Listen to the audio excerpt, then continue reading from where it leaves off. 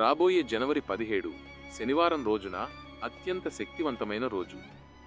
పుష్యమాసం ఆధ్యాత్మికంగా చాలా విశిష్టమైనది. ఈ మాసంలో వచ్చే మాస శివరాత్రికి, అందులోనూ అది శనివారం నాడు రావడం అత్యంత శక్తివంతమైనదిగా పరిగణించబడుతుంది. శనీశ్వరుని ప్రభావము నుండి ఉపశమనం పొందేందుకు ఈ రోజు చేసే ఆరాధన మంచి ఫలితాన్ని ఇస్తుంది. సాధారణంగా శివరాత్రి అంటేనే శివశక్తుల కలయిక. పుష్యమాసంలో సూర్యుడు మకర రాశిలోకి ప్రవేశించే కాలం కాబట్టి ఈ సమయంలో చేసే శివారాధన మనోబలాన్ని, ఆరోగ్యాన్ని ప్రసాదిస్తుంది. శివుడు లయకారుడు మాత్రమే కాదు, కాలస్వరూపుడు కూడా. శనిదేవుడు కర్మఫలదాత. చేసిన కర్మఫలాలను కాలానుసారము అనుభవించక చేయువాడు శివునికి అత్యంత ప్రియ శిష్యుడు. మీకు ఈ వీడియో నచ్చినట్లయితే మరిన్ని అప్డేట్స్ కోసం దయచేసి లైక్ చేయండి మరియు సబ్స్క్రైబ్ చేసుకోండి. పుష్యమాస శివరాత్రి రోజు శివాభిషేకం, శని తైలాభిషేకం, శివనామ స్మరణ, శనీశ్వరనామ స్మరణ, శని గాయత్రి మంత్ర పఠిన ఎంతో శుభప్రదం. శనీశ్వరుడు క్రూరుడు కాదు, ఆయన క్రమశిక్షణకు మారుపేరు.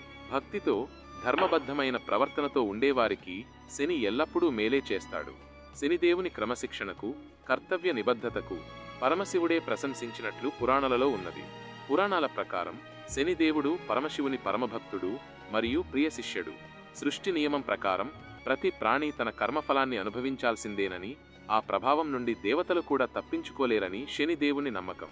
ఒకసారి శనిదేవుడు కైలాసానికి వెళ్లి తన గురువైన శివునితో ఇలా అంటాడు: స్వామి, రేపు నేను మిమ్మల్ని కూడా నా ప్రభావంతో పట్టుకోబోతున్నాను. నా దృష్టి నుండి ఎవరూ తప్పించుకోలేరు కదా అని విన్నవిస్తాడు. అప్పుడు శివుడు ఒక చిరునవ్వు నవ్వి శని తనను ఎలా పట్టుకుంటాడో చూడాలనుకుంటాడు. మరుసటి రోజు శని ప్రభావం ప్రారంభమయ్యే సమయానికి శివుడు ఒక గుహలోకి వెళ్లి ఎవరికీ కనిపించకుండా ధ్యానంలో మునిగిపోతాడు. ఆ సమయంలో ప్రకృతిలోని తాపాన్ని, శని యొక్క తీక్షణమైన దృష్టిని భరించడానికి శివుడు తనను తాను జలధారలతో శాంతింపచేసుకుంటాడు. సమయం ముగిసిన తర్వాత శివుడు గుహ నుండి బయటకు వస్తాడు. అప్పుడు శనిదేవుడు నమస్కరించి, స్వామి, మీరు జగత్తుకు అధిపతి అయినా నా ప్రభావం వల్ల మీరు ఈ రోజంతా ఒక సామాన్యుడిలా గుహలో దాక్కోవలసి వచ్చింది కదా, అదే నా విజయము అని అంటాడు.